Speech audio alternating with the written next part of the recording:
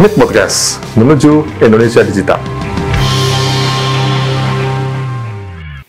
Halo rekan MIT Podcast, jumpa pertama dengan saya Andi Nantoro di MIT Podcast, ya, menuju Indonesia Digital. Sebuah media yang kami ciptakan sebagai ruang untuk kita berkomunikasi, berkolaborasi antara pusat dan daerah dalam topik digitalisasi pemerintahan. Tentu saja kalau kita bicara digitalisasi pemerintahan sudah menjadi keniscayaan gitu ya. Tetapi tentu menjadi hal yang berbeda saat itu diimplementasikan di pemerintahan. Kalau kita bicara di sektor swasta mau mendigitalisasi ya tidak begitu sulit ya. Keinginan itu tinggal stakeholdernya, kemudian implementasi di lapangan, eksekusi maka terjadi. Tapi kalau kita bicara di pemerintahan tentu saja ada aspek birokrasi, regulasi, SDM, kepentingan politik, dan banyak hal lagi yang tidak semudah dan segampang kita mengimplementasikan itu di swasta.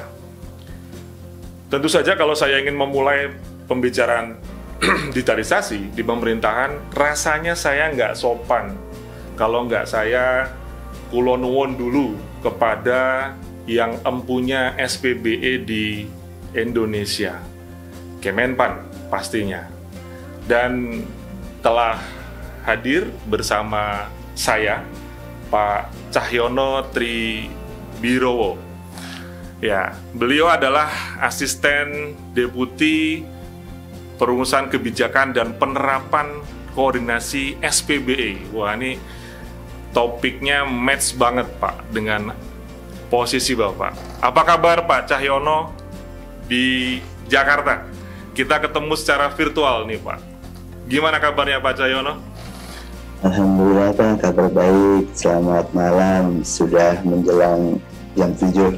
Iya, insya Allah udah maghrib, udah santai. Masih di kantor nih Pak kayaknya Pak? Masih di kantor. Ya, terakhir ketemu kita di Bontang ya Pak ya? Di daerah IKN Pak. Oh di IKN, ya kita nggak ketemu di IKN Pak, tapi kayaknya saya sempat mampir di IKN. Kayaknya Pak Cahyono nggak sempat mampir ya di IKN tuh? Nggak sempat Pak, tapi sempat kerja di sana nantinya. Wih, bakalan pindah atau pensiun dini nih Pak? Bakalan pindah lah. Yes, luar biasa nih, luar biasa ya. Jadi isunya kan tentu sudah hangat sekali ya bagaimana kita IKN gitu ya. Dan kemarin saya sempat main juga ke IKN walaupun masih dalam banyak hutan tuh Pak, dan ternyata jadi tempat wisata gitu sana Pak gitu. Jadi saya pikir restrict area gitu loh yang dijaga tentara segala macam, tapi pas masuk tuh banyak ibu-ibu yang foto dan selfie ya. Saya pikir itu awal untuk menarik sesuatu gitu ya. Oke Pak, bicara SPBE tentu saya bilang tadi saya nggak sopan kalau saya nggak pertama bicara sama Pak Cahyono gitu ya. Sebelum nanti seri yang akan saya bawakan ini sampai akhir tahun, banyak kan bicara tentang digitalisasi. Dan SPBE tentu saja banyak daerah ataupun pemerintah pusat yang satu, ada yang sudah paham atau belum paham. Karena saya melihat ada beberapa rotasi. Jadi kalau ada orang-orang baru tuh dipikir SPBE itu oponya SPBU gitu ya. Itu joke yang memang rasanya memang beneran loh Pak itu Pak. Itu beneran gitu ya. Dan bagi yang lama tentu banyak ketemu hal-hal yang secara kendala saat kita menerapkannya. Pemahamannya juga belum merata antara Indonesia Barat, Tengah, dan Timur kan ya. Tentu Pak Cahyono harus keliling kemana-mana, capek juga Pak ya.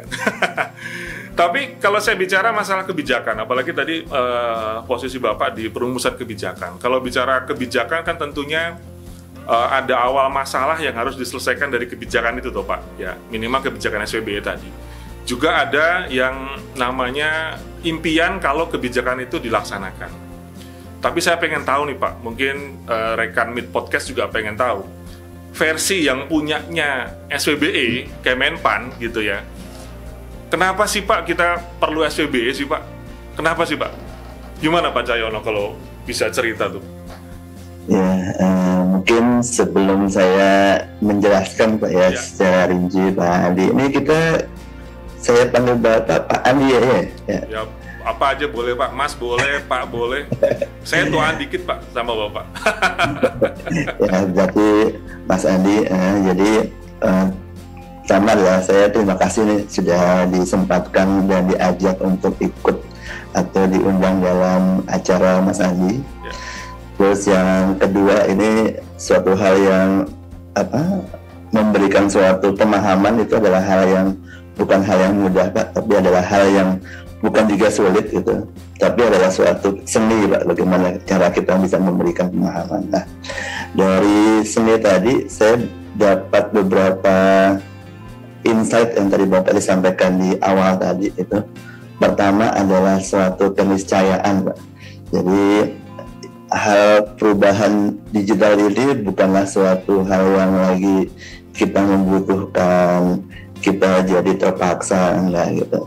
Tapi ini sudah menjadi gaya hidup kita semuanya gitu Pak. Kalau ini tidak kita ikuti, ya kita akan tertinggal. Kalau kita nggak ikuti, kita nggak memberikan layanan. Nah, kedua Pak, sebenarnya kita harus merubah juga paradigma Pak. Yang tadi Bapak sampaikan di akhir tadi, wah ini saya harus izin ketemu sama empunya SPBE gitu. Padahal sebetulnya yang empunya SPBE itu adalah masyarakat. Kenapa saya bilang itu masyarakat? Karena yang utama itu adalah masyarakat, bukan pemerintah. Saya adalah hanya pelayan dari masyarakat, abdi negara. Nah, kalau itu abdi negara, maka jangan menghadap ke saya, jangan tanya ke saya, tapi saya lah yang akan mencari tahu bagaimana permasalahannya, bagaimana kondisinya. Jadi sekali lagi, ini satu momen yang baik untuk kita bisa membuka atau merubah cara pandang tersebut. Nah, tadi yang disampaikan Pak, nanti tadi pertanyaannya, ini bagaimana nih kebijakan yang ada gitu. Dan kembali lagi yang saya ingin sampaikan, kebijakan ini adalah bukan kebijakannya dari milik Kemenpan, Pak. Tapi kebijakan ini adalah kebijakan yang kita sudah susun bersama antara dahulu itu istilahnya adalah tim koordinasi Pak. Dan tim koordinasi itu yang kemudian kita namakan menjadi tim koordinasi SPBE nasional. Di dalamnya ada Kominfo, ada dulu namanya BSSN, dulu Samek, kemudian ada Bappenas, ada dulu namanya BPT, sekarang menjadi BRIN, dan ada Kementerian Keuangan dan juga Kemendagri. Ya, jadi seharusnya ini adalah kerja barengnya pemerintah untuk masyarakat. Mungkin itu yang awal dulu Pak, kita bisa mulai diskusinya. Asik. Saya tertarik dengan kata-kata kerja bareng Pak. ini dahsyat nih Pak, kerja bareng ya. Pemerintah kita, dari sistem pemerintahan yang ada, baik di kementerian maupun di OPD, pada saat kita bicara kerja bareng itu, masing-masing sebetulnya kalau pemahaman saya memiliki indikator kinerja sendiri-sendiri. Kemenpan saya pikir punya kinerja sendiri, Kominfo juga punya sendiri, notabene anaknya ya. Kalau saya pikir kan kementerian itu punya anak gitu ya. Mungkin nanti ada sesi berikutnya yang akan saya membahas anaknya diurus enggak nih gitu. Tapi setidaknya ada porsi-porsi yang memang punya urusan sendiri-sendiri Pak. Ya. Kementerian Pertanian tentunya akan bicara masalah pertanian. OPD Pertanian juga demikian. Nah, kerja bareng itu mungkin nggak sih Pak? Apa memang perlu dibikin Menko SPBE gitu kali Pak? Supaya jangan sampai nanti kerja barengnya hanya sebatas di kertas, misalkan kita meeting tapi implementasi di daerah, karena implementasi di daerah kan lebih kepada realnya gitu ya Pak ya. Itu terjadi. Mungkin nggak sih Pak kerja bareng tuh Pak? Kalau saya agak worry tuh Pak, kerja bareng itu kata sakti yang ngimpi juga kali Pak. Kalau nggak ada Menko-nya Pak. Gimana tuh? Ya, terima kasih Pak. Jadi ini Pak, saya punya dulu kalau diceritakan sama orang tua itu ada, kita memiliki keinginan bisa bersama-sama kalau kita memiliki musuh bersama. Dulu kalau kita dulu punya Presiden RI pertama Soekarno gitu kan, kita tuh bisa satu padu itu kalau kita ingin misalkan ganyang Malaysia, rebut Irian Barat gitu kan, wah itu semuanya menggelorakan hal yang sama gitu kan. Jadi kesamaan itulah yang harus kita peroleh gitu. Nah, bagaimana nih kesamaan yang ada sekarang di kita ini gitu kan. Nah, kalau Bapak perhatikan maka istilah tadi bapak sama anak ini sebenarnya kita punya sama satu misalkan presiden, lembaga pemerintahan yang ada sekarang ini yang dipimpin oleh presiden. Kemudian kita sama-sama memiliki parlemen yang namanya DPR dan MPR gitu kan. Jadi sebetulnya masyarakat diwakili oleh DPR. Semua instansi pemerintah itu diwakili oleh presiden. Maka pusat dan daerah itu sama-sama punya bapak, Pak. Namanya Pak Presiden Jokowi gitu kan. Jadi sama Pak, kita pusat dan daerahnya sebetulnya nggak ada istilah pusat bapaknya terus anaknya Pemda, enggak. Dengan pola pikir searah sana maka kita sudah diwanti-wanti nih Pak dalam reformasi birokrasi bahwa kita akan mewujudkan smart government. Apa tuh yang sebutkan smart government? Salah satu cirinya adalah kolaboratif, kerja kolaboratif. Jadi pada saat kita menyiapkan kebijakan, maka kebijakan yang dibuat tersebut itu seharusnya menjadi yang diambil utama adalah nilai positifnya. Apa sih keuntungan kebijakan ini bagi Pemda gitu kan? Nilai lebihnya apa? Nah kalau itu sudah ada, baru kita lakukan penyusunan kebijakan. Nah, tadi nilai pesimisnya dari Mas Andi bilang, wah ini satu hal yang berat nih yang kita lakukan Pak. Nah, itu yang kemudian kita coba mulai susun, yang kalau itu disebut dengan kebijakan indikator gitu kan Pak. Kita ada indikator di tingkat nasional, itu yang ada diturunkan dalam visi presiden dalam bentuk rencana pembangunan jangka menengah nasional RPJMN, jangka pembangunan jangka panjang nasional RPJPN. Nah dari situlah kita dapat menyusun salah satu kegiatannya adalah ternyata kita membutuhkan sistem pemerintahan berbasis elektronik.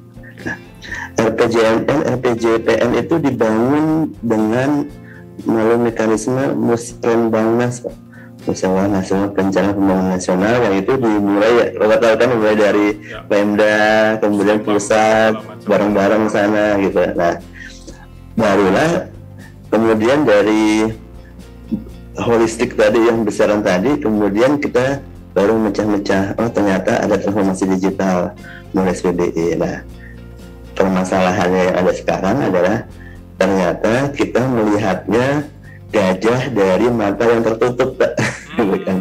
Nah, ternyata pemerintah itu adalah kecil, tipis gitu kan. Ternyata pemerintah itu gendut, besar, kulitnya kasar gitu kan. Melihat ekornya aja gitu ya Pak ya. Bagaimana kalau kita buka tadi yang kedepannya baru kita tahu, oh ternyata dinas kesehatan tersebut itu memiliki alignment untuk memastikan RPJMN untuk layanan kesehatan secara nasional. Oh bagaimana pembentukannya di daerah. Nah barulah dari itu sudah ada rencananya, baru dibuat tata kelola pelaksanaannya, turunan teknis kegiatannya. Mungkin itu sih Pak yang ingin saya sampaikan dari itu ya. Saya tertarik banget sama kata-kata Pak Cahyono yang Pak Karno gitu ya. Pak Karno itu emang jago banget untuk bisa membangkitkan rasa kita gitu ya. Jadi saat ganyang Malaysia gitu, waktu zaman dulu gitu ya, maka seluruh rakyat bersatu. Kita merasa punya public enemy gitu ya Pak ya. Pada saat ayo rebut Irian Barat gitu ya. Wah itu luar biasa sekali. Itu bahkan kita harus lepas dari belenggu penjajahan gitu. Artinya kita punya musuh bersama Pak. Tapi kalau kita bicara di SPBE ini Pak ya, kira-kira apa yang bakal jadi ganyang Malaysianya, Iriannya itu Pak? Kalau saya runut-runut ke dalam gitu ya, memang penyakit bangsa kita kan yang kelihatan banget ya, korupsi ya. Saya kemarin baru nonton TV itu di ICW itu dari tahun 2000 kalau nggak salah itu, sampai hari ini tuh 22 kepala daerah provinsi yang kena masalah dan 100 sekian gitu ya Pak ya. Pak, sebetulnya kalau kita mau membuat apa sih musuhnya SPBE supaya kita bersatu itu, kayak misalkan kalau saya sebut korupsi, kemudian layanan yang bertele-tele, data yang tidak valid gitu tuh, bisa nggak Pak menjadi common ground lah kira-kira supaya OPD A sama OPD B, iya kita punya musuh bersama. Karena sampai saat ini kan SPBE itu kalau di daerah itu Kominfo Pak, Dinas Pertanian tidak merasa oh itu bukan musuhku itu Pak, bukan musuhku, itu musuhmu gitu loh. Atau bahkan mungkin jangan-jangan di kementerian yang tadi lead by example tadi ya, juga merasa begitu. Kira-kira musuh yang bisa dijadikan sebuah role model musuh bersamanya untuk diselesaikan SPBE ini apa Pak versinya? Ya, Mas Andi kenal. Mas Andi kan kenal dengan istilah good governance and clean government gitu kan. Nah, itu mungkin bahasa atas lah gitu. Bahasa dewa. Nah, gitu kan. Tapi kita kalau itu kita mau kita istilahnya kalau marketing itu di bungkusnya gitu kan, wah terlalu susah gitu. Iya. Gampangnya gimana tuh Pak? Jualannya gimana tuh? Jualan SPBE-nya? Maka jualannya adalah layanan pemerintah yang baik gitu kan. Ya. Layanan pemerintah yang baik itu seperti apa gitu kan, dan bagaimana ini bisa itu diterima oleh semua pihak gitu kan. Kita membutuhkan kondisi nih Pak, kondisi yang istilahnya kalau itu mempercepat katalisatornya gitu. Nah, ternyata katalisator itu sudah terjadi Pak saat ini, dan itu adalah VUCA, volatility, uncertainty gitu kan.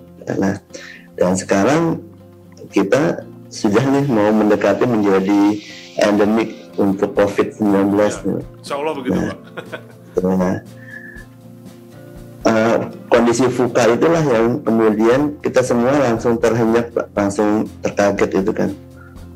Oh ternyata Vietnam lebih maju dari kita, lebih cepat merespon dinamika internasional dibandingkan Indonesia.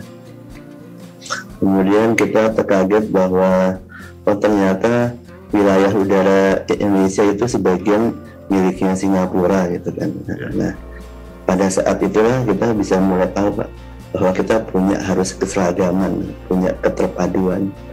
Nah, keterpaduan kemudian itu juga sudah kita rasakan juga bahwa perkembangan teknologi Pak. Dulu mungkin tahun 2000-an gitu kan, internet itu menjadi barang yang mahal Pak ya. Orang punya internet itu adalah orang-orang yang kelas atas itu kan. Dan sekarang jualan bakso aja bisa dipesan lewat WA tukang bakso. Nah itu kan akhirnya kita punya suatu common ground Pak, bahwa ya sudah berarti kalau pemerintah ini ingin survive, pemerintah ini itu bisa dirasakan oleh masyarakatnya, berarti layanannya lah yang harus baik, layanannya harus jalan gitu. Kalau layanannya itu baik, maka dengan sendirinya korupsi tidak ada, dengan sendirinya efisiensi itu akan jalan, dengan sendirinya masyarakat akan willing untuk bisa memberikan pajaknya, bisa memberikan responnya kepada pemerintah itu Pak. Nah pada ini pengalaman Pak ya, pada satu saat saya coba menyampaikan hal ini kepada Pemda atau instansi, saya nggak bilang sama sekali dalam rapat atau forum tersebut aplikasi atau server atau data center gitu. Saya hanya bilang bahwa ini seharusnya tata kelola pemerintahannya lebih dijaga supaya kita bisa tahu membentuk layanan pemerintah yang baik gitu. Mereka baru gitu. Oh ternyata SPB itu bukan aplikasi, tapi SPB itu adalah tata kelola gitu. Oh ternyata yang mengerjakan aplikasi itu salah kalau dikerjakan sama unit TIK-nya gitu. Seharusnya yang mengerjakan aplikasi itu sama-sama ya, kalau kita tahu itu orang IT gitu kan, sebelum dibangun aplikasi maka akan ada bisnis analis Pak ya. Betul. Akan ada user requirement gitu kan. Betul. Nanti user requirement itu baru bisa dikerjakan oleh para programmer gitu kan, unit IT-nya gitu. Siapa yang membuat bisnis analis? Dulu orang IT. Yeah. Siapa yang membuat user requirement? Orang IT juga gitu. Yang membuat ya seharusnya bisnis analis adalah business owner. Siapa? Bukan orang IT gitu. Mereka baru ternyata itu loh yang disebut dengan transformasi digital. Jadi bukannya aplikasi, tapi bagaimana kita merubah proses bisnis, bagaimana kita merubah layanan. Nah, barulah kita punya common ground yang sama Pak, yang tadi Bapak bilang. Dan itu mungkin karena ini saya baru masuk juga ya, sekitar 1,5 tahun ini mulai merasakan bahwa mereka sudah jangan lagi berpikir terhadap masalahnya diri sendiri, tapi kita sudah harus memikirkan masalah bersama-sama. Itu Pak mungkin yang bisa saya, cara membentuk jualannya. Iya. Oke. Saya setuju banget tuh Pak, bahwa pendekatannya kalau kita memang bukan di aplikasi gitu ya, bagaimana kita mendekati SWBE dari sisi proses bisnis, kemudian bisnis engineering dan sebagainya. Tapi Pak, fakta di lapangan kan, SWBE itu kan Dinas Kominfo Pak. Itu terjadi dari tahun 2018 loh Pak. Semenjak Perpres ini lahir, setahu saya itu langsung Kominfo yang take action. Atau teman-teman OPD lain, saya tidak tahu di kementerian ya, tapi mungkin kayaknya sih sama ya mappingnya, semoga. Tapi mereka alergi saat dengar elektronik gitu ya, dengar kata-kata digital itu langsung, wah ini Kominfo Pak. Artinya kenyataan 4 tahun terakhir dari 2018 sampai 2022 pada hari ini, SWBE adalah Dinas Kominfo Pak. Nah, gimana caranya Pak Cahyono menggeser mau nggak mau ya common ground tadi menjadi lebih berbeda gitu, tinggal tidak pendekatan di level aplikasi Pak. Mengubah itu lebih susah dari membentuk Kak. Kalau andai 2018 sudah terjadi itu kan mungkin lebih mudah memulainya Pak. Gimana Pak caranya tuh Pak? Salah satu cara yang sederhana adalah saya kenalan sama Mas Ali. Waduh. Kan itu Pak, akan susah kalau kita itu diskusi kalau kita memiliki attachment emosional yang lalu gitu kan. Yeah. Tapi kita akan mudah berdiskusi, pemahaman kalau kita ngopi bareng santai seperti ini gitu kan. Oh, kita jelaskan nih seperti apa maksudnya gitu datangnya. Nah, itu yang kita lakukan. Bukan berarti ini ngopi-ngopi kemudian menyelesaikan masalah formal, enggak gitu. Humanis ya, lebih humanis gitu ya Pak. Nah, jadi yang kita sentuh itu adalah kebutuhannya Pak. Kita langsung Pak tanyakan, misalkan waktu awal-awal itu saya diundang sama Kementerian Hukum dan HAM itu kan. Itu wah lengkap jajarannya. Mohon maaf ada telepon. Kemudian saya sampaikan Pak di dalam forum gitu kan, bahwa sebetulnya yang dibutuhkan oleh Kumham itu adalah bagaimana memastikan proses bisnis pengelolaan hukum itu berjalan gitu. Nah, bagaimana bisa memastikan hukum berjalan? Nah, berarti seharusnya pada saat nanti ada pengajuan peraturan perundangan itu akan banyak Pak sporadis di semua instansi pusat dan pemerintah itu kan. Tapi kalau peraturan perundangan itu usulannya dimasukkan ke dalam sistem itu yang secara terstruktur, maka seharusnya Kumham bisa memiliki update terhadap berbagai macam inisiatif tadi. Oh iya, bisa ya, seperti itu gitu. Iya bisa Pak. Nah, bagaimana caranya? Itu berarti kan seharusnya Kumham yang sebagai kewenangan terhadap pengelolaan hukum dan peraturan perundangan terus menyusun proses bisnis yang terintegrasi seperti apa gitu. Apakah di instansi pusat yang lainnya itu punya biro hukum? Punya gitu kan. Apakah di Pemda itu pasti punya biro hukumnya juga? Punya Pak, ada Pak Dinas yang sana. Nah kalau itu berarti kan tinggal dikoordinasikan, ya. Nah barulah itu bisa disebut dengan kita merubah sistem.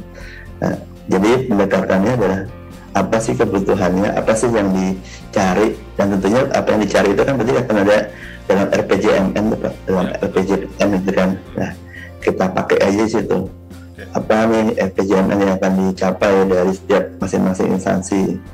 Nah, barulah kita akan turunkan ke dalam perubahannya sistem yang akan dilakukan. Nah, mereka akhirnya aware, Pak. Oh ternyata ini bukan tugasnya hanya unit IT ya. Iya Pak, bukan. Ini ada tugasnya dari sekjennya ada, kepala pimpinan instansinya juga ada. Berarti kalau sekjennya itu sebagai tim koordinasi, ketua tim koordinasi, berarti kan sekjen itu kan menaungi semua unit di bawahnya, organisasi pelaksananya, SDM-nya, biro hukumnya, iya betul. Dan itulah yang kita inginkan, dan itu ada di dalam pasal di Perpres SPBE. Ya, baru Pak. Oh, berarti nggak ada Pak Kominfo di sana? Enggak. Yang ada itu adalah ketuanya adalah sekretaris daerah, betul. Sekretaris instansi. Oh mereka baru nggak tahu, iya. Berarti bukan ya. Nah, itu sih Pak, itunya cara-caranya gitu Pak. Ini saya sepaham banget nih Pak. Dan tentu tata cara humanis tadi seperti Bapak bilang bahwa kita edukasi pelan-pelan, kita berikan pemahaman pelan-pelan, itu tentu suatu langkah yang lebih mudah gitu, forum-forum diskusi seperti ini. Nah, tetapi Pak secara birokrasi Pak, saya banyak sekali menemui pada saat saya sendiri menyampaikan ini ngelibatin loh biro organisasi, bagian organisasi, itu mereka kaget loh Pak.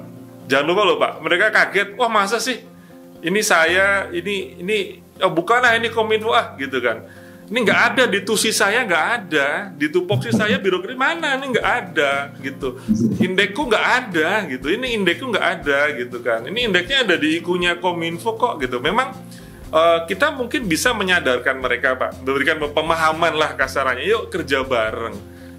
Pada titik akhirnya saat mereka melihat realita bahwa aku harus mengejar IKU-ku sendiri, itu nanti dilupain lagi tuh Pak. Nah, apakah perlu kira-kira ada pengubahan ya, bahwa memang yang akan menjadi kepala koordinatornya kan sekda gitu kalau di daerah. Saya lebih concern ke daerah gitu Pak, hal yang saya ketahui gitu ya.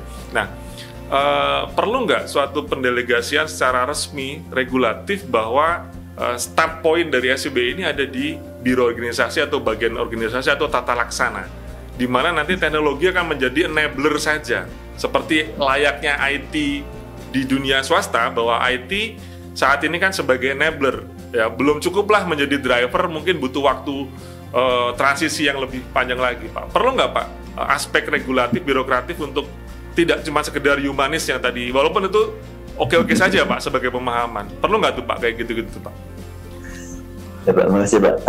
Ya mungkin yang perlu saya luruskan itu sebenarnya kembali lagi Pak, istilah kerja bareng gitu kan. Ya. Kalau istilah kerja bareng ini kita nggak mengambil starting point yang di bawah ya, tapi kita ngambil starting point-nya yang ada di atas. Kita mungkin istilah di atas ini kalau di tingkat nasional kita ambil jadi istilahnya meso gitu kan. Ya, betul, kebijakan makro itu kebijakan nasionalnya, kemudian kebijakan mesonya itu bagaimana mengkolaborasikan antar instansi, baru kebijakan mikro itu adalah kebijakan di instansi atau di pemdanya gitu kan. Kebijakan meso itu apa nih gitu kan.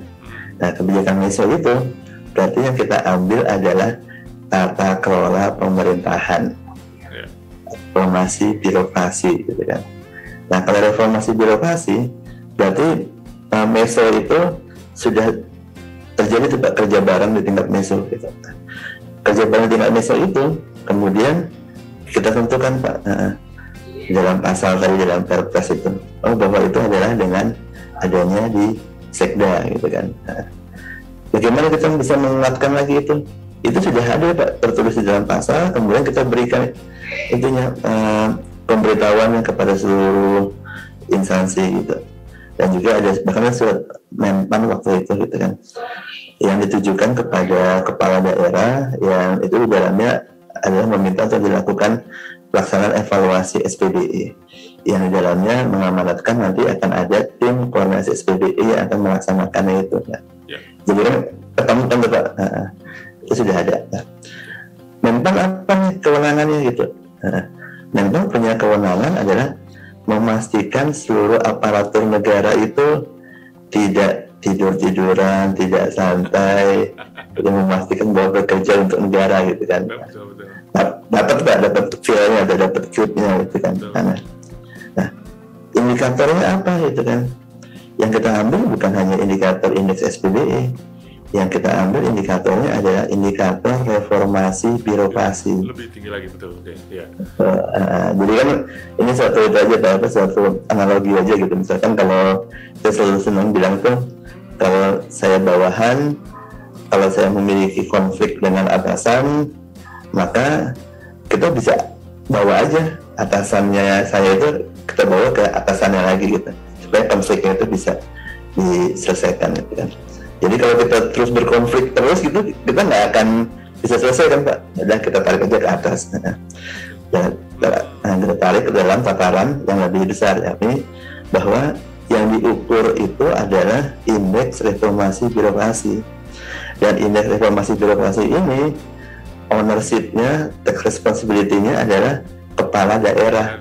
Betul. Dan itu akan berdampak terhadap penilaian kinerja organisasi yang berdampak terhadap remunerasi. Wah, gawat. Wah, kalau udah urusan remunerasi, urusan perut susah tuh Pak. Betul, nah, kalau betul juga masuk nih Pak ke dalam di common ground itu kan, itu yang mendasar tadi kan. Nah kalau itu dapat kan, itu kayak nge-grip banget tuh Pak. Kalau itu udah pakem banget itu kan, mereka baru tahu, oh ternyata salah satu indikator pencapaian RB itu adalah transformasi digital. Cara pengukuran transformasi digital itu adalah indeks SPBE. Dan indeks SPBE ini yang melakukan adalah tim koordinasi SPBE. Baru Pak, mereka tahu, oh ternyata ini. Terus kenapa ditanya, oh kenapa IKU-nya ada di Kominfo? Oh ini kita harus munculkan Pak, ada salah satu IKU yang nanti akan menjadi IKU-nya itu di tingkat kepala daerah gitu. Ya, IKU-nya itu akan naik ke atas dengan, itu hanya teknis administrasi pelaksanaannya saja. Tapi kalau itu sudah diangkat ke atas kan berarti tentunya semua stakeholder yang di bawah atau OPD yang di bawah kan akan mendukung ke sana tuh Pak. Nah, bakal ditarik ke atas tuh Pak? Bakal ditarik ke atas? Kapan tuh Pak? Segera? Tahun depan. Oh tahun depan Pak? Waduh. Nah, jadi kalau tahun depan penilaiannya sekarang itu menjadi acuan untuk nilainya depan. Aduh Pak, ini ngeri. Udah kan itu udah lupa woro-woro Pak. Makanya sekarang ini sudah ramai nih Pak semua. Ini sudah mulai gerah nih. Ini bahkan minta ya aku dapat info gitu kan, banyak kepala daerah tuh langsung menyusun SK tim koordinasi. Betul Pak, itu betul Pak. Saya ngalamin sendiri tuh Pak. Saya langsung bergerak gitu kan. Iya. Ini langsung nih siapa nih yang bertanggung jawab? Bapedanya pastikan keuangannya jangan, pertalanya jangan ini itu kan Kominfo ini. Bahkan ada yang tahu saya dapat info dari Lampung gitu kan. Itu ada bupati yang nggak ikut Pak, dalam indeks SPBE tahun lalu gitu. Dipanggil Pak dalam rapat bareng gitu kan. Kenapa nggak ikut? Wah, nggak tahu Pak. Nah itu kan akhirnya kan orang kita melihat bahwa transformasi digital itu hanya istilahnya wacana, omongan gitu kan. Wah bagus dalam wacana, tampilan di luar gitu. Tapi pas itu dilaksanakan, ini tetap mulainya ada nggak? Ada Pak. Kita buat ada ISO gitu, kita ngikutin ITSM gitu. Betul. Itu kan keluar, tapi di pemerintah ada nggak?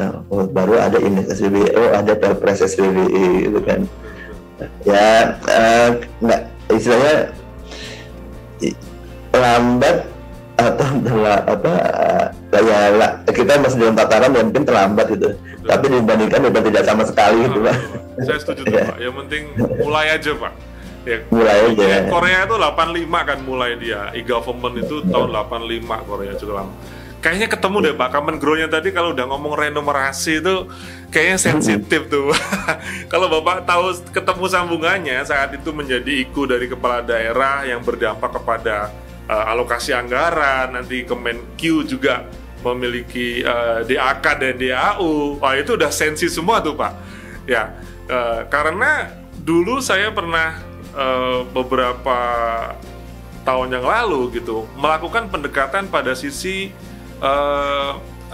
KPK gitu ya Pak. Saya ingat banget tuh di Kementerian Kominfo, kalau bangun aplikasi ini nanti ini urusannya sama KPK gitulah. Dulu kalau nggak salah ada strategi karena memang di budaya Indonesia kalau ditakut-takut itu lebih gampang gitu Pak. Ya itu ada lah, pasti saya ngebaca di teknik pemerintah pusat untuk goalnya sih baik gitu ya Pak. Nah tapi kalau ini suatu hal yang informasi ini saya luar biasa ya Pak ya. Saya pikir kalau jadi IKU kepala daerah, wah itu jalan tuh Pak. Dan saya malah ngambil kesimpulan sedikit nih Pak. Jangan-jangan dengan SPB ini ego sektoral yang menjadi momok buat pemerintahan kita ini bisa cair Pak dengan kolaborasi itu.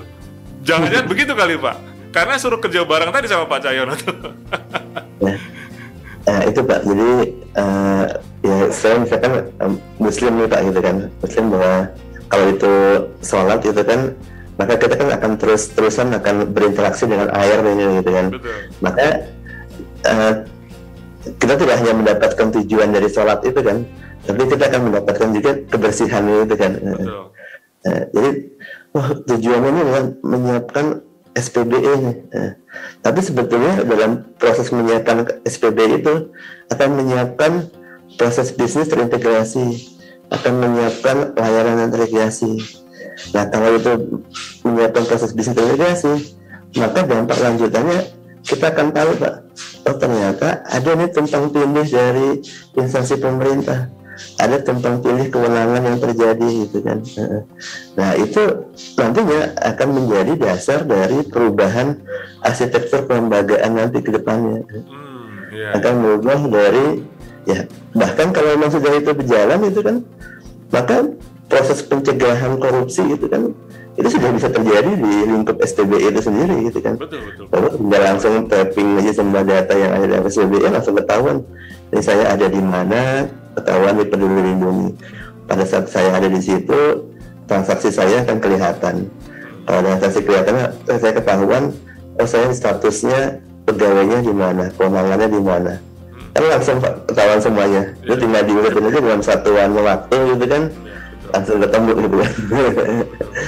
Nah, itu sih Pak, itu hanya misalnya efek atau dampak positif yang nanti akan terjadi dengan adanya penerapan SPBE. Ya, terus gini Pak, oke kita sudah dapat benang merahnya bahwa proses bisnis yang menjadi motor ya Pak ya, tata kelola pemerintahan tadi, dan tentu saja kan kalau kita ngomong di Pemda, maka itu adalah di biro organisasi atau di bagian organisasi Pak, ya kan? Itu sebetulnya begitu ya Pak ya. Nah, tadi saya berkata di daerah itu banyak kaget, masa SPBE aku sih, masa SPBE saya sih gitu ya.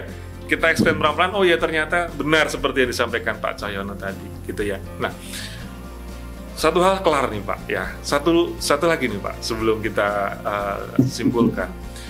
Sebetulnya Pak, ada nggak koordinasi dengan Kemendagri Pak? Karena banyak pemahaman bahasa kasar ya, Bapak bilang tadi ya, Bapak kita semua Pak Presiden gitu ya. Tapi kan Pemda itu manutnya sama Kemendagri loh Pak. Ini saya banyak dengar ini, loh kita tuh manutnya Kemendagri gitu. Kalau oke lah, Kominfo A misalkan dalam visinya B, tiba-tiba Kemendagri ngasih instruksi pakai aplikasi ini, ya aku manut Kemendagri gitu. Nah, padahal mungkin proses bisnisnya belum ada. Nah, Pak ngobrol nggak sih Pak sama Kemendagri, Pak Kemenpan Pak? Ya, hanya ngobrol Pak. Kita kan satu keluarga bareng gitu Pak. Kabinet Indonesia Bersatu. Karena saat menyusun SPB itu ya bersama dengan Kemendagri gitu kan. Nah, bahkan itu kita bisa istilahkan itu adalah kayak bapak sama ibu gitu kan. Jadi kalau bapak dari bilang ada bapak sama anak, itu kan kurang gitu Pak. Bapak, ibu dan anak gitu kan. Bapaknya Kemendagri, ibunya Kemenpan RB, anaknya pemerintah daerah gitu kan. Betul. Jadi yang kita semua kerja bareng Pak untuk bisa melahirkan Pemda gitu kan. Nggak bisa bapaknya sendiri tahu ada anaknya gitu kan. Nah, nggak ada ibunya ya. Filosofinya ke arah sana gitu, sehingga ya ini ya sama seperti kayak kita kalau di keluarga gitu kan, pasti Pak Presiden bapaknya itu manggil anak-anaknya, ayo sini kita kumpul gitu kan, kerjain bareng sini gitu kan. Ya udah kan kita kerja bareng semua. Nah, karena sebetulnya kita nggak bisa sendiri Pak. Contohnya gitu kan, pada saat Dagri itu akan menentukan proses bisnis di daerah, maka Dagri akan mendefinisikan dulu nih terhadap proses bisnis yang ada di instansi pusat.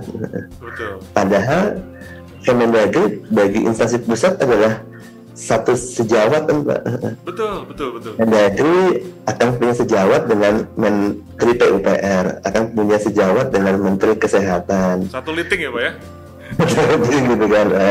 Tapi ratingnya tadi mereka akan pasti akan tanya nih kepada Menpan, bagaimana sih proses bisnisnya yang itu teratur, yang tertata antara semua instansi tadi.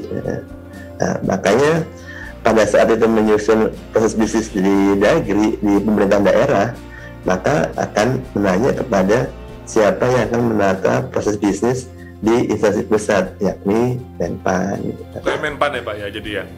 Jadi Menpan itu akan memiliki fungsi untuk penataan proses bisnis di instansi pusat, dan kalau di Dagri akan melakukan proses penataan di proses bisnis di pemerintah daerah. Oh gitu ya Pak ya. Yang daerah malah sama Kemendagri Pak. Ya itu tertuang dalam di dalam amanat di Perpres. Jadi kalau bagian organisasi bertanyanya ke Kemendagri Pak, nanya-nanya proses bisnisnya. Oh gitu Pak. Dagri nanti akan bertanya kepada Menpan untuk protokolnya secara nasional. Jadi kembali lagi ini kan kita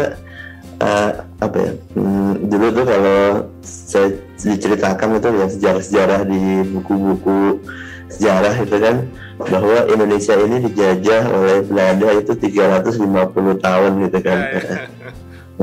Tapi sebetulnya Belanda itu tidak menguasai Indonesia Pak. Yang menguasai itu adalah para raja-raja, para penguasa-penguasa daerah di masing-masing gitu kan. Mereka Belanda tinggal mengakuisisi kerjasama dengan para raja-raja tersebut, dan raja itu yang memegang peranan besar itu kan. Nah, jadi kan Indonesia ini terlalu luas Pak, terlalu besar gitu kan.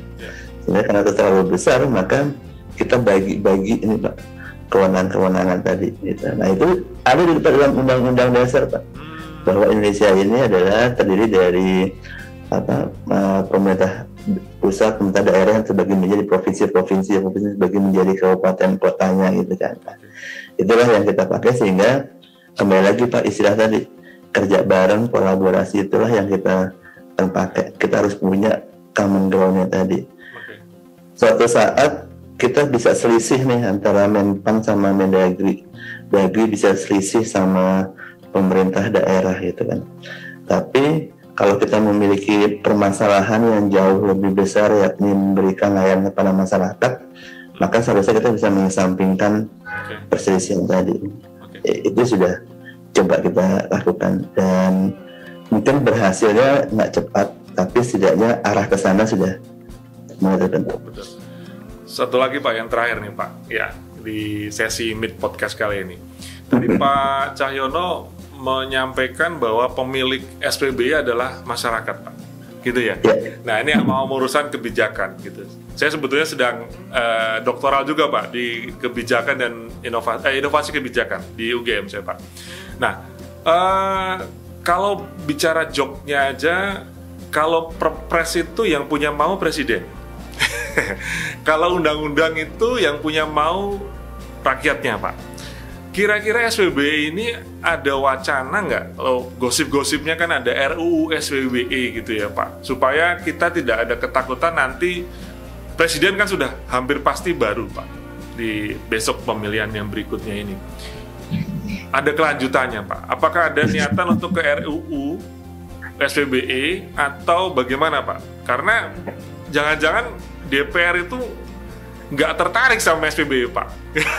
Tidak setertarik dengan IKN gitu ya. ya undang-undangnya cepet gitu ya. Nah, itu kayak gimana Pak kedepannya Pak? SPBI ini akan bernasib menjadi undang-undang atau tetap perpres yang notabene joknya yang mau presiden, kalau undang-undang yang mau masyarakat Pak? Itu masa depannya gosipnya gimana tuh Pak? Ya, terima kasih Pak. Mungkin saya memiliki pandangan yang berbeda dengan tadi istilahnya, kalau perpres itu yang maunya presiden, kalau undang-undang yang maunya masyarakat. Ya. Joknya kan kebanyakan di orang-orang begitu Pak. Karena sebetulnya perpres itu adalah pelaksanaan turunan teknisnya dari undang-undang. Nah, jadi bahkan presiden itu akan tunduk terhadap undang-undang itu sendiri, undang-undang dasar, undang-undang gitu kan. Apa nih yang dimau oleh undang-undang gitu. Nah, contohnya yang ekstrimnya adalah ada undang-undang kesehatan gitu kan. Maka terjadilah ada yang disebut dengan Menteri Kesehatan gitu kan, Kementerian Kesehatan. Jadi kita nggak bisa akan lepas dari undang-undang tadi. Nah, kemudian masuklah nih kepada teknis pelaksanaannya mengenai tadi kita sering pakai istilah SPBE gitu. Itu kan istilahnya hanya istilah yang kita gunakan, sistem pemerintahan berbasis elektronik gitu. Nah, kita sudah banyak melalui perenungan kita pada waktu kita menuliskan sistem gitu pemerintahan gitu. Dulu kita menuliskannya e-government gitu. Betul, 2003 electronic government gitu. Nah, berarti kalau seperti itu yang didahulukan kata pertama adalah I-nya dibandingkan government-nya gitu. Kemudian kita berpikir bahwa seharusnya yang didahulukan itu adalah government-nya, baru I-nya gitu kan.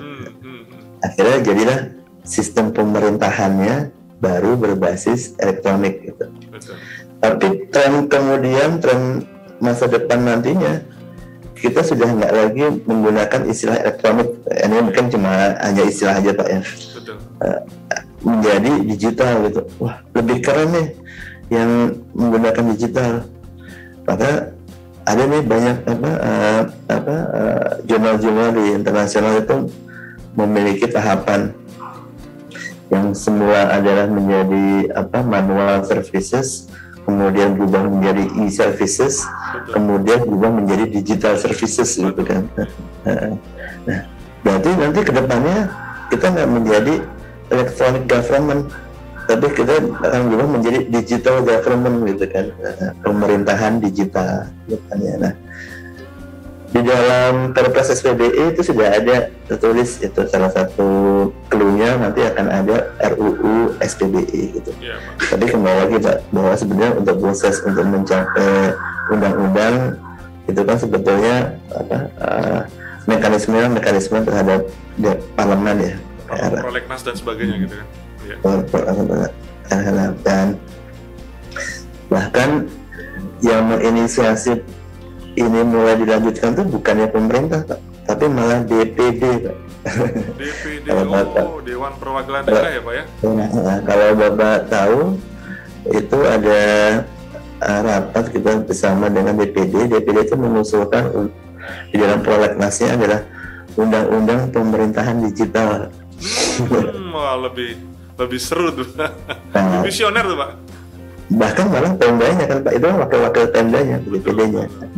Nah, kemudian kita waktu diundang Pak Menteri datang ke undang-undang tersebut, kita menyarankan Pak sebaiknya jangan undang-undang pemerintahan digital yang keluar yang jadi, karena kalau undang-undang akan sangat sayang kalau hanya lingkup pemerintah digital. Kenapa juga kalau itu undang-undang, kalau itu mengatur tidak hanya lingkup pemerintah, maka seharusnya menjadi undang-undang digital nasional. Undang-undang digital. Yang menjadi payungnya, umbrella act-nya untuk semua amanat undang-undang yang membangun sistem informasi. Bapak tahu kan berarti beberapa bacaannya undang-undang itu semua lah. Sebut aja salah satu undang-undang, pasti dalamnya ada tanda pasalnya akan membentuk sistem informasi yang sesuai dengan nama undang-undangnya. Undang-undang kesehatan nanti akan membentuk sistem informasi kesehatan, undang-undang keuangan akan membentuk sistem informasi keuangan. Nah, itulah sebenarnya cikal bakal kesalahan yang terjadi Pak. Jadi pada saat nanti akan membangun sistem keuangan, wah saya harus membangun sistem keuangan itu sendiri khusus karena amanatnya ada undang-undang, gitu kan. Dan membangun sistem kesehatan eksklusif nih, sistem kesehatan nggak boleh terganggu sama yang lainnya, ada amanatnya undang-undang kesehatan, gitu kan. Nah, kalau semua amanat sistem itu dibangun dalam undang-undang, kalau kita ingin menjadi sekelas Korea gitu kan yang cepat, maka lesson learned dari Korea adalah mereka menghilangkan semua amanat dalam undang-undangnya mereka yang mengenai sistem informasi, dijadikan satu, menjadi undang-undang digitalnya di sana. Cakep tuh Pak. Dahsyat. Udah, kalau itu jadi satu, ya udah kita akan punya layanan digital nasional. Layanan digital nasional akan memiliki fitur mengenai layanan kesehatan, gitu. Apakah layanan kesehatan itu yang membangun hal Kementerian Kesehatan? Enggak. Di dalamnya ada Kementerian Kesehatan, BPOM, BPJS, fasilitas kesehatan, dinas kesehatan dari daerah-daerah, gitu kan. Terpadu ya Pak ya? Selesai Pak. Apa tujuan dari Pemda juga akan merasakan, oh ya udah mereka nggak usah perlu membuat sistem, mereka tinggal pakai. Dan yang mereka bekerja bukan membuat sistem, Pak. Mereka bekerja kan untuk memberikan layanan kepada masyarakat daerahnya. Jadi mereka fokus kepada inovasi layanan daerahnya. Semua itu kan menjadi layanan digital nasional. Gitu. Nah, itu yang kemudian kalau Bapak perhatikan nih Pak, semua kan berjamur nih smart city gitu kan. Wah luar biasa Pak. Ada smart city di kota Bandung, ada smart city di kota Depok, ada smart city Semarang, di kota Cirebon gitu kan. Nah, kalau itu adalah satu wilayah Jawa Barat, pada suatu saat kita kemarin mengalami pandemi COVID gitu kan, seharusnya smart city itu kan akan saling terkoneksi itu Pak. Jadi saya tahu nih, saya berada di Depok, berarti nanti saya pas itu jalan ke Bandung, saya akan terdeteksi, oh saya ada di Bandung. Kemudian saya jalan ke Cirebon, akan terdeteksi, akan saya ada di Cirebon. Nanti di Jawa Barat akan tahu, oh ternyata Cahyono itu beredar dari Depok, Bandung sama Cirebon gitu. Nggak perlu lagi saya harus tapping Peduli Lindungi gitu kan Pak. Seharusnya kan ke sana-sana Pak. Tapi yang terjadi adalah yang ada hanya, oh saya punya nih Pak Smart City, hanya lingkup saya. Saya punya Smart City hanya lingkup kotanya ini kan. Nah, tapi nggak ada yang namanya Smart Nation, Smart Province gitu kan. Iya, kawasan nah, ya, akhirnya itu analogi yang kalau kita punya kawasan kesehatan, kita punya kawasan keuangan, kita punya kawasan sosial gitu kan. Ya, seharusnya kita punya kawasan Indonesia itu kan, layanan kesehatan, layanan pendidikan, layanan keuangan. Bagaimana Pak kalau itu adalah SPBE gitu? Wah itu dahsyat Pak, itu dahsyat. Tadi saya dengar DPD yang punya inisiatif, kemudian juga ada keinginan untuk melucuti kasarannya urusan IT menjadi payung hukumnya ada di Undang-Undang Digital Layanan Nasional. Wah itu kayaknya itu lama atau nggak lama tuh Pak? Masih mimpi atau cita-cita? Kalau saya tuh diajarin mimpi, cita-cita, program kerja gitu loh Pak. Itu kira-kira di tataran mana Pak sebagai closing Bapak untuk kita memiliki yang Bapak tadi sampaikan dahsyat tuh Pak kalau emang bisa. Gimana Pak kira-kira Pak? Feeling Bapak gimana? Terima kasih Pak. Jadi memang semua dimulai dengan bermimpi gitu kan. Yeah. Nah bermimpi itu, tapi kita harus bangun nih dari mimpi gitu kan, jangan tidur terus gitu kan. Dan sekarang kita sudah mulai nih Pak, yang tadi itu membahas menyusun gitu kan. Nah kalau sudah mulai menyusun, berarti kan sudah terbentuk nih Pak awareness yang ada di masing-masing gitu kan. Betul. Ya, berarti sebetulnya ya ini kayak pameo aja gitu kan, bahwa pemimpin itu sebetulnya bukan terlahir gitu Pak. Itu sebenarnya pemimpin itu kan ada di dalam masyarakat itu ya. Kalau masyarakatnya itu sehat, maka akan ada pemimpin yang sehat gitu kan. Masyarakat itu sakit ya, karena itu pemimpinnya jadi sakit gitu kan. Nah, berarti ya kita semua nih Pak harus kerja bareng, jangan lagi ini hanya kerja pemerintah, tapi kerja Mas Andi, kerja rekan-rekannya Mas Andi, kerja rekan-rekannya yang lainnya di kita, supaya menghypekan, memviralkan bahwa kebutuhan masyarakat ini harus menjadi dasar dari segala yang dikerjakan oleh pemerintah. Kita akan menuju menjadi pemerintah yang bertujuan citizen centric, gitu. Fokus kepada masyarakat, bukan lagi kita mengatur masyarakat, tapi kita bersama-sama masyarakat untuk membangun negara ini. Betul Pak? Betul, setuju. Ya, jadi kolaborasi tadi. Oke Pak Cahyono, kayaknya keren banget nih. Banyak konklusi yang saya ambil dan saya banyak pengetahuan-pengetahuan baru yang saya dapatkan dari Bapak pada hari ini gitu ya. Permendagri tadi, kemudian ada undang-undang tadi. Saya pikir kalau ini bisa tersampaikan dengan clear kepada pemerintah daerah dan seluruh stakeholder, kayaknya itu tidak menjadi mimpi yang kejauhan untuk kita bisa wujudkan Indonesia digital dengan segera.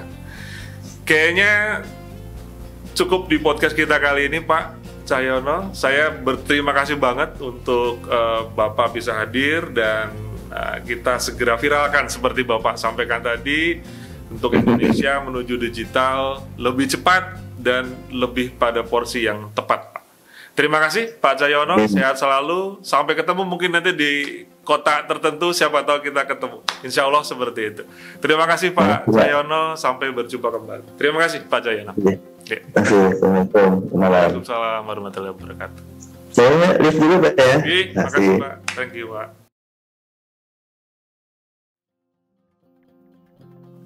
Rekan Meet Podcast. Perbincangan tadi bisa kita ambil sebuah kesimpulan bahwa ternyata sinergi, kolaborasi, koordinasi antara kementerian dan OPD bukanlah hal yang mustahil. Memang implementasinya dalam kondisi yang nyata tidak semudah kita bicara, tapi yang penting teladan dan memulai sesuatu dengan inisiatif yang baik sudah dilakukan.